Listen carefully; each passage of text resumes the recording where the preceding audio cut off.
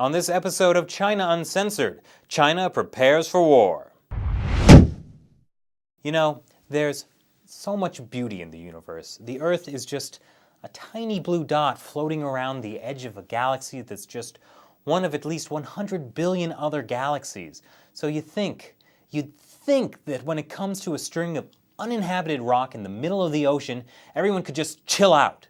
But no, China insists that they own the Diaoyu Islands, and Japan is just adamant that the Senkaku Islands belong to them. And now China has issued a directive to the People's Liberation Army, the PLA, to start training for war. Hooray. So now China's 3 million man army is training for war. That's just great. The directive is a shift in tone from previous ones that only focused on coordination within different branches of the PLA. This one uses the phrase dajiang, which means fighting wars, and while it doesn't specifically mention Japan, this does. This is a commentary in the People's Liberation Army Daily that conjures up image of the Japanese invasion of World War II and implies that Japan is gathering up other East Asian countries to, quote, contain China. Now, some Chinese military officials are calling for a quick strike to assert China's claim on the islands. They call it kill a chicken to scare the monkeys. I actually call that inciting a war. According to a treaty with the U.S. post-World War II, Japan has administrative authority over the islands, something the U.S. has recently reaffirmed. And for the past several decades, that was fine and dandy, until Chinese leaders decided to assert their claims to the islands, which, by the way, would give them sovereignty over huge untapped oil reserves nearby.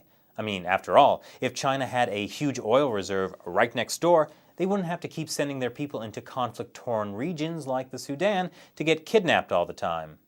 Now, if you think there's no way World War III could be sparked by something as stupid as this, just think about all the stupid reasons so many other wars have gotten started. For example, in the beginning of the 20th century, the old Austro-Hungarian Empire and Serbia were battling over disputed sovereignty rights in the Balkans. Then in 1914, this guy, Austro-Hungarian Archduke Franz Ferdinand, was assassinated by this guy, who was backed by Serbian military officers. So those two got fighting, and a month later, every major European power had taken sides and World War I began. By the time the war ended in 1918, 8.5 million people died. Fortunately, a lot of people think China is just doing some saber rattling, and really, they have more to lose than gain. If they were to attack Japan, all the ASEAN countries that China has been having territorial disputes with would probably unite, and China would be surrounded by hostile countries. Not to mention what the US and EU would probably do. Of course, China always has North Korea, and those guys are ready for action. Thanks for watching this episode of China Uncensored. Once again, I'm Chris Chappell. See you next time.